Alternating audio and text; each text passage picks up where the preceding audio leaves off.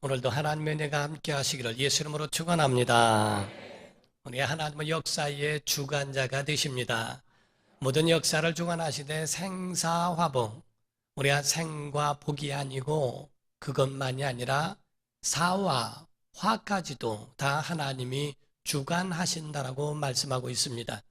그러므로서 우리가 하나님을 알진대 하나님은 악을 만드신 분은 아니지만 그 악도 하나님의 통제 아래 있다는 것을 말씀합니다.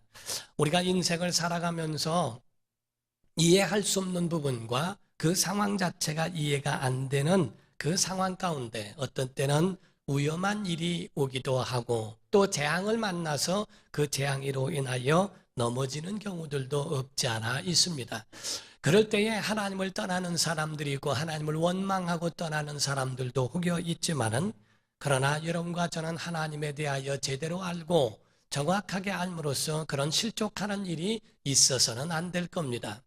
몇 년 전에 보게 되면은 필리핀의 어느 목사님과 이런 믿음의 사람들이 거기서 선교 센터를 건립하기 위하여 또 거기를 방문하던 중에 사고로 인하여 10명의 사람이 세상을 떠난 적이 있습니다. 그렇게 떠났을 때에 사람들이 볼 때 하나님의 역사의 주관자라고 하면서 왜 그런 사람들을 보호하지 않았을까? 왜 하나님의 역사의 주관자라고 하시면서 왜 그들에게 화가 오는 것을 막지 않으셨을까? 하나님에 대하여 있네 없네 하나님의 존재에 대해서도 의심하고 하나님을 떠나가는 그런 경우들도 없지 않아 있습니다. 그러나 이런 부분들에 대해서 의문이 있다 할지라도 여러분과 저에게 있어서는 바른 하나님께 대한 신관 또 신앙관을 분명히 가짐으로써 여러분 마음속에 실족함이 없어야 합니다. 우리에게 행복의 근거가 어디에 있는가라고 하는 것을 우리가 알아볼진데 하나님은 믿는 자들의 아버지가 되시지 않습니까? 가정에도 아버지 어머니가 기뻐하면 자녀들은 함께 기뻐할 수 있습니다. 그러나 아버지 어머니가 하루 종일 또한 어느 곳에서 갔다가 들어오셔서 얼굴에 그 마음에 근심 있는 것을 보면 자녀들은 초조해하고 불안해합니다. 아버지가 불평하고 원망하고 그 마음속에 불편함이 있으면 자녀들은 덩달아 그 앞에 숨도 쉬지 못하고 긴장하고 초조해하고 불안해하는 것이 자손들인 것처럼 사람의 행복의 근거라고 하는 것은 우리가 곧 성도들, 믿는 성도들의 행복의 근거는 어디 있는가? 하나님께 있다는 겁니다. 하나님이 기뻐하면 우리도 기뻐할 줄 알아야 하는 것이고 하나님에 의하여 우리도 그 명함이 있다는 거예요. 밝기도 하고 어둡기로 하다는 거죠. 이와 같이 사람의 행복의 근거는 하나님께 있으며 또한 하나님의 행복의 근거는 하나님의 주권에 있다라고 성경에 증거하고 있습니다. 그러므로 여러분과 저는 하나님에 대하여 알아야 할 필요가 있어요. 하나님의 주권이 무엇인가? 생과 사와 복과 화, 이 모든 것에 대하여 하나님께서 다 주관하실진데 하나님의 어떤 의도와 어떤 뜻에서 그렇게 이끌어 가시는가를 알아야 합니다. 시편 33편에 보게 되면 말씀하기를 8절부터 11절에 온 땅은 여호와를 두려워하며 세상의 모든 거민들은 그를 경외할지어다. 그가 말씀하심에 이루어졌으며 명령하심에 견고히 섰도다. 여호와께서 나라들의 계획을 폐하시며 민족들의 사상을 무효하게 하시도다. 여호와의 계획은 영원히 서고 그의 생각은 대대에 이르리로다 라고 말씀을 합니다. 이러므로써 하나님께서 세우신 그 계획과 뜻은 견고히 서고 영원하며 사람이 가지고 있는 그러한 계획들을 하나님이 꺾으실 수도 있다는 것을 말씀합니다. 그러므로써 하나님이 세우신 것을 사람이 꺾지는 못할지라도 하나님께서는 사람이 세운 세운 계획과 그 뜻에 대하여 하나님께로부터 보셨을 때에 온전치 못하고 그것이 하나님의 말씀과 생각과 의도와 어긋났을 때는 그거를 꺾어 무효하게 하실 수 있다고 말씀을 합니다. 이사야서 46장에 보게 되면 말씀하기를 9절에서 10절에 너희는 옛적 일을 기억하라. 나는 하나님이라 나 외에 다른 이가 없느니라. 나는 하나님이라 나 같은 이가 없느니라. 내가 시초부터 종말을 알리며 아직 이루지 아니한 일을 옛적부터 보이고 이르기를 나의 뜻이 설 것이니 내가 나의 모든 기뻐하는 것을 이루리라 하였노라 라고 말씀을 합니다. 이와 같이 하나님이 기뻐하시는 것은 하나님의 주권 안에 있기 때문에 하나님이 그것들을 세우시고 또한 인간의 계획들을 폐하시기도 하며 그것들을 통제하실 수 있다고 말씀합니다. 하나님의 주권 안에는 재앙도 화도 포함되어 있어요. 하나님의 주권 안에는 생과 그리고 복만 있는 게 아니고 화도 그 속에 있으며 또한 재앙도 그 속에 함께 포함되어 있음을 증거하고 있습니다. 예레미야 애가에 보게 되면 3장 38절에 말씀을 합니다. 화와 복이 지존자의 입으로부터 나오지 아니하느냐라고 말씀을 했어요. 아모스 3장 6절에는 성읍에서 나팔이 울리는데 백성이 어찌 두려워하지 아니하겠으며 여호와의 행하심이 없는데 재앙이 어찌 성읍에 임하겠느냐. 곧 하나님이 함께하지 아니하는데 하나님이 허락지 아니하는데 복이 임하며 또한 화도 임할 수 있느냐고 말씀을 하죠. 욥의 경우에도 보게 되면 욥이 그 가정에 사탄이 왔다 갔다 하면서 욥의 가정에 굉장히 힘들고 어려운 일들이 일어나게 되죠. 한순간에 거부였던 자가 가난하게 되어지며 또 한순간에 자녀들을 잃어버리는 결과를 얻기도 합니다. 그런데 성경은 말씀하기를 이 모든 것들도 하나님이 허락하신 것 가운데에 이루어지신 것이라고도 말씀하고 있습니다. 분명한 것은 십자가의 사건을 통하여서도 볼 수 있을진데 예수께서 채찍에 맞으시며 징계를 받으시며 또한 그가 찔리시며 상하시며 한 모든 것들도 하나님의 계획 속에 있더라는 거죠. 십자가에 죽으신 예수 그리스도의 그 고난도 죽음도 하나님의 계획 가운데 있는 겁니다. 부활만 있는 것이 아니고 바로 예수 그리스도의 죽음과 그 과정을 통한 후에 부활이 있는 것을 볼진데 하나님의 계획은 바로 이와 같이 죽음도 함께 포함하고 있음을 말씀하고 있습니다. 사랑하는 성도 여러분, 성도들이 분명히 이 가운데에 때때로는 이해가 되지 않고 때때로는 그 상황이 자기에게 이해되지 않는 부분이 올지라도 한 가지 요동하지 말아야 될 믿음이 있습니다. 하나님은 선하신 분이심을 믿어야 합니다. 하나님은 선하신 분이시기 때문에 선한 길로 우리를 인도하신다 이 말이에요. 하나님이 우리에게 향하신 모든 것들은 과정이고 오늘 찬양을 하셨던 것처럼 왜 나만 겪는 고난이냐고 슬퍼하지 말라죠. 왜냐하면 고난의 뒤편에 있는 하나님이 우리에게 주실 축복이 있다고 말씀을 합니다. 우리가 지금 현재 고난받는 것, 하나님의 아들도 이 땅에 오셨기에 육체를 입으셨기에 하나님의 아들도 상하시고 다치시고 찔리시고 그리고 찔리시니까 죽으심도 있는데 하나님의 아들도 그와 같이 고난이 있는데 우리가 무엇이기에 그런 것이 없겠어요. 인간으로 있는 모든 사람들에게는 고난이라고 하는 것은 다 과정입니다. 그러나 예수께서 그런 고난을 통하여 완전히 끝나셨는가? 그렇지 않습니다. 부활이 남아 있습니다. 부활을 위하여서는 죽음도 고난도 하나의 과정이죠. 여러분과 저에게도 마찬가지입니다. 고난을 받는 것이 끝이 아니고 세상 사람들은 고난과 영원한 지옥이 끝이지만은 예수 믿는 사람들에 대하여서는 그 고난이 잠시 동안이요 거친 다음에는 우리에게 주실 하나님의 영생의 보상과 우리에게 주시는 하나님의 복이 우리에게 남아있다고 성경은 증거합니다. 그러므로 요셉이라는 사람도 고백하는 말씀도 있어요. 창세기 50장 20절을 보게 되면 요셉이 자기 형들에게 대하여 얼마나 많은 해를 끼쳤는지를 말합니다. 그러나 그에 대한 신앙 고백은 이렇습니다. 당신들은 나를 해하려 하였으나 하나님은 그것을 선으로 바꾸사 오늘과 같이 많은 백성의 생명을 구원하게 하려 하셨다고 얘기했습니다. 곧 요셉에 대한 말은 곧 당신들이 그와 같이 계획을 세웠고 나를 해하려 했지만 하나님이 나에 대하여 악을 선으로 바꾸어 주셨고 그들의 계획을 꺾으셨다라고 말했습니다. 로마서 8장 28절에는 말씀하기를 우리가 알거니와 하나님을 사랑하는 자 곧 그의 뜻대로 부르심을 입은 자들에게는 모든 것이 합력하여 선을 이루느니라 라고 말씀했죠. 곧 여러분과 저에게도 마찬가지입니다. 하나님을 사랑하는 자, 그 뜻대로 부르심을 받은 자들에게는 하나님께서 모든 것이 다 합력해서 선을 이루도록, 어려운 일과 고난이 있어도 그것이 그 선을 이루어가도록 하나님이 화를 선으로 바꾸어 주신다라고 성경은 증거하고 있습니다. 그러므로 잠언서 16장 33절에 보기를 제비는 사람이 뽑으나 모든 일을 작정하기는 여호와께 있느니라.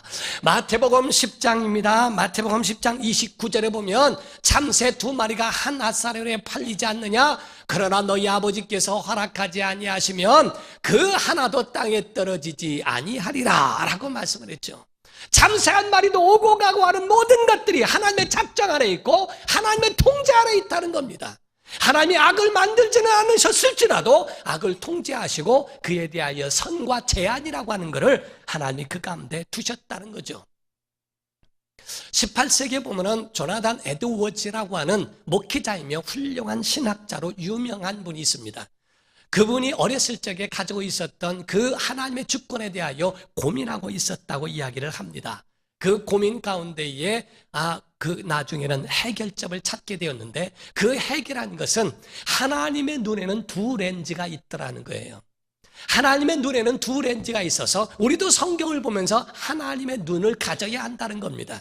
하나님의 눈에는 좁은 렌즈가 있고 넓은 렌즈가 같이 있다는 겁니다. 그래서 좁은 렌즈 안에는 우리가 그와 같이 하나님의 일을 하는 사람들이 가다가 거기에 그 모든 그 하나님의 선한 일을 함에도 불구하고 그 좁은 렌즈 안에는 사고로 인하여 슬픔과 비통한 비극이 그 안에 있지만은 넓은 것으로 보게 되면 그들은 순교했다는 겁니다. 그들은 하나님의 나라에 초청을 받은 자들이 되었고 그들은 어느 때 하나님의 부르심을 얻는다 할지라도 우리가 볼 때는 안타깝다 할지라도 그의 모든 일 가운데서는 하나님이 적절할 때 그 영혼을 불러 영원한 나라에 들어가는 곧 모든 삶이 우리가 꼭 목뱀을 받아야만이 순교가 아니고 주의 일을 거룩한 일 감당하다가 그러다가 하나님의 부르심을 받을 수도 있다는 거죠. 우리가 빙하 가운데 보게 되면 수면 위에 있는 빙하가 있고 수면 아래에 있는 빙하가 있다고 합니다. 수면 위에 있는 빙하는 저리로 가고 또 수면 아래에 있는 빙하는 이쪽으로 온다는 거예요. 어째 같은 빙하이지만 왜 방향이 다르게 흔들릴까? 그렇게 흘러갈까? 그것은 환경에 따라 달라질 수 있다는 거죠. 위에 있는 수면 위의 빙하는 바람에 의하여 움직이고 그리고 밑에 있는 그러한 수면 아래의 빙하는 그 물의 흐름 따라 조류에 의하여 움직인다는 겁니다. 이 모든 것이 좁은 렌즈로 봤을 때는 비극이고 비참하고 왜 그럴까? 의문도 가고 실족할 수도 있으나 그 밑에 있는 넓은 렌즈로 봤을 때는 하나님의 그 모든 것들을 다 주관하셨을 때는 그 밑에 있는 수면 아래의 빙하같이 하나님의 뜻을 따라 하나님의 주권 아래서 모든 것들이 움직이고 있다는 것을 보게 된다고 이야기합니다. 사랑하는 성도 여러분, 우리가 구원을 볼진데 예수께서 십자가에 죽으시는 좁은 렌즈로 보게 되면 예수께서 십자가에 죽으시는 것이 우리의 마음의 아픔이 되죠. 그러나 하나님의 넓은 렌즈로 보게 되면 예수의 잠깐의 죽음과 잠시 동안의 십자가의 사건 3일 동안 후에는 바로 부활이라고 하는 인류를 구원케 하는 넓은 렌즈도 있다는 겁니다. 바로 어머니가 아이를 태중에 베게 되죠. 태중에 있게 되다가 나중에는 만삭이 되어지고 산딸이 되어지고 산일이 되어지면 그 아이를 해산하게 됩니다. 그때에 번뇌하고 고민합니다. 두렵기도 하고 떨리기도 하지만 잠깐 동안의 좁은 렌즈로는 왜 아이를 낳는데 이렇게 어려움이 있을까 생각할 수 있으나 그러나 그 뒤에 있는 아이를 낳은 기쁨과 그 행복에 의하여 그 고통은 잊어버릴 수 있는 넓은 렌즈도 필요하다는 겁니다. 여러분 속에 고통과 어려움과 힘든 일만이 아니고 여러분을 구원케 하시는 하나님의 넓은 렌즈, 넓은 하나님의 눈이 있기를 예수 이름으로 축원합니다. 그러므로 하나님을 기뻐한다고 하는 것은 신앙에 대한 반응입니다. 하나님을 기뻐하라. 하나님을 어떻게 기뻐할 수 있을까? 모든 피조물들은 하나님의 절대자에 대하여 그렇게 기뻐하고 그렇게 하나님을 노래하지만 사람만큼은 그 마음에 설득이 되지 않고 하나님 만나지 않으면 하나님을 기뻐할 수 없는 사람들이요. 왜냐하면 처음에는 하나님과 가까이 했어요. 에덴 동산에서 하나님과 함께 있었습니다. 그런데 죄가 하나님과 갈라놓고 바로 죄로 인하여 하나님과 사귈 수 없게 되었다는 거죠. 그래서 사람들은 하나님 외에 다른 것들로 기뻐하려고 하지만 그것이 자기를 살리거나 자기에게 영원한 기쁨을 주지도 못하더라는 겁니다. 지금 여러분과 제가 하나님을 기뻐할 수 있는 방법은 다른 게 아닙니다. 하나님의 그 크신 사랑을 깨닫고 예수 그리스도의 은혜를 깨달은 사람들은 기뻐할 수 있다는 걸 믿으셔야 됩니다. 우리가 야구를 한번 하더라도요, 홈런을 탁 치면 그냥 홈런으로 공이 넘어가는 순간에 많은 사람들이 함성을 울립니다. 함성을 보내면서 하는 그것을 고역으로 여기지 않고 그것을 막는 것을 고역이라고 하죠. 그런 기쁜 일이 있을 때, 우리나라가 그 지고 있는 가운데에 홈런들이 나야 역전할 때 서로 옆에 알지도 못하는 사람과 부둥켜 안고 같이 기뻐할 수 있는 것, 그런 함성과 같은 것, 나 같은 죄인이, 나 같은 하나님을 알 수 없는 그런 영원한 형벌에 들어가야 할 죄인이 하나님의 사랑을 받았다고 하는 이 크고 놀라운 일과 예수 그리스도의 은혜에 대하여 가졌다고 하는 그 엄청난 그 역사가 너무나 커서 하나님 앞에 그 기쁨을 올려드리는 반응이 찬양이요, 그 반응이 기도요, 예배가 되는 겁니다. 하나님의 사랑과 예수의 은혜가 여러분 안에 믿음이 됐다면 어린아이를 보고 어머나 너무 예쁘다, 너무 아름답다, 너무 좋다, 그 아이를 보면서 환호성을 치는 것처럼 하나님의 그 은혜를 깨달은 사람들은 하나님을 기뻐하고 하나님의 은혜에 대하여 노래하는 그 반응, 이것이 찬양이요, 이게 예배거든요. 이것이 바로 믿는 사람들이 가지고 있는 믿음의 사람들의 행위가 바로 예배에 의하여 이루어집니다. 우리가 보게 되면 결혼한 사람들이 남편이 조변한 남편에 대해서 아주 자랑을 합니다. 아주 이 사람은 이러이러한 장점이 있고 이렇습니다, 저렇습니다. 부부에 대한 결혼 세미나나 이런 걸 보게 되면 결혼 전에 연애할 때는 그냥 행복해가지고 쓰라고 하면은 장점 쓰라 그러면은 막 어마어마하게 다 쓰고 막 합니다. 1년 뒤에 쓰라 그러면은 장점이 아니라 단점만 쓰고 뒤 넘겨서 써도 되느냐고 물어가지고 아주 다른 종이 하나 더 달라고 그래서 쓸 만큼 그렇게 가죠. 좋을 때는 그냥 장점이 그 속에 팍팍합니다. 이래서 좋고 저래서 좋고 말합니다. 똑같습니다. 하나님이 기뻐하고 하나님을 기쁨으로 삼으면 하나님 좋다고 하는 겁니다. 나는 예수가 좋다고, 나는 예수가 좋다고 찬양하고 노래하고 하나님 앞에 나오는 것은 하나님이 좋고 하나님을 기쁨으로 삼는 사람들, 그 하나님의 사랑과 예수 그리스도의 은혜가 그 속에 생명이 된 사람들이 하는 것을 말합니다. 기도라고 하는 것은 하나님과 함께 하겠다는 거거든요. 기도는 나 혼자 가는 게 아니라 하나님이 함께 해주셨고 또 내가 하나님과 함께 걸어가겠다고 하는 그 자기의 마음의 의중, 그 결단입니다. 장민환 선수는 그가 기도함으로써 하나님의 은혜를 받은 것에 대한 것을 자기 홈피에다가 기록하리만큼 나의 작은 기도로 하나님은 세상을 바꾸게 하셨다라고 말하리만큼 작은 기도가 하나님을 감동시키고 하나님이 그 가운데 역사하시는 것을 보며 사는 것, 이게 바로 기도입니다.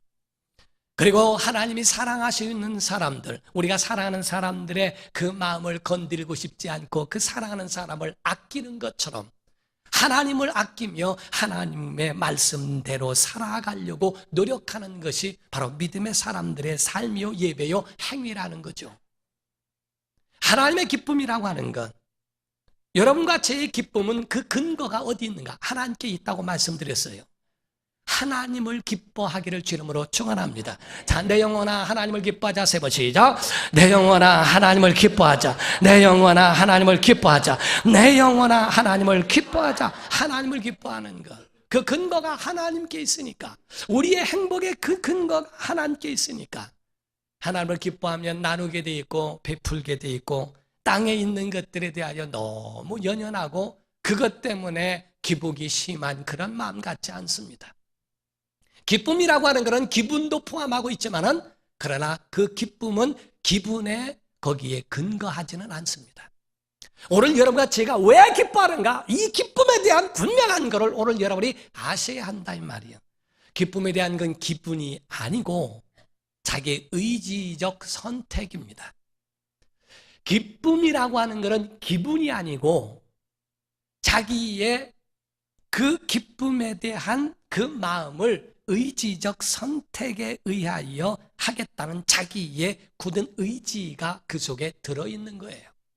환경에 움직이는 게 아니고 조석간에 아침에 좋다가 저녁에 없어지고 아침에 또한 안 좋다가 저녁에는 기분이 좋아지고 왔다 갔다 기분대로 가는 게 기쁨이 아닙니다.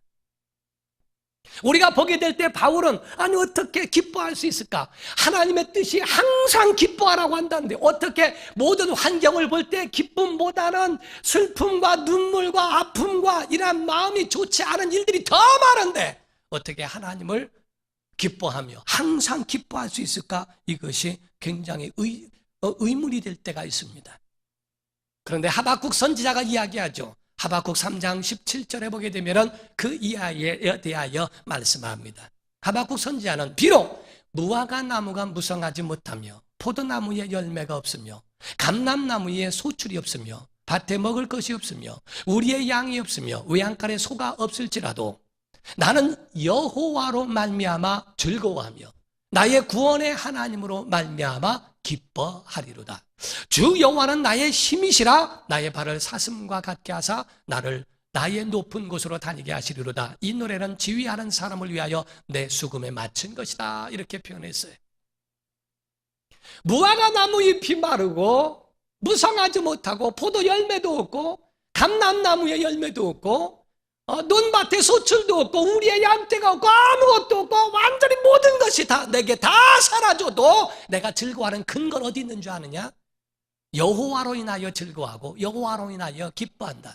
자기는 의지의 선택이 소출에 있는 게 아니고 자기가 가지고 있는 기쁨의 근거가 하나님께 있다. 그래서 하나님께 대하여 그렇게 고백할 수 있다고 자기의 의지를 말한 겁니다. 하나님은 기쁨이 충만하신 분임을 믿으셔야 됩니다. 여러분과 저에게도 마찬가지로 웃음이 아니라 속에 있는 기쁨이라는 것은 예수님의 기쁨이에요. 그래서 오죽하면 예수께서 말씀을 하신 그 말씀이 요한복음 15장 11절에 말씀을 합니다. 내가 이것을 너희에게 이르면 내 기쁨이 너희 안에 있어 너희 기쁨을 충만하게 하려 함이라. 그러니까 예수께서 말씀할 때 내 기쁨을 너에게 준다. 하나님은 영원히 기쁨이 있으시고 하나님의 주권으로 기뻐하시니 그 기쁨이 아들 안에 있고 아들 안에 있는 그 기쁨을 내게 줬다 이 말이요. 여러분과 저는요 하나님으로 기뻐하기를 주님으로 축원합니다.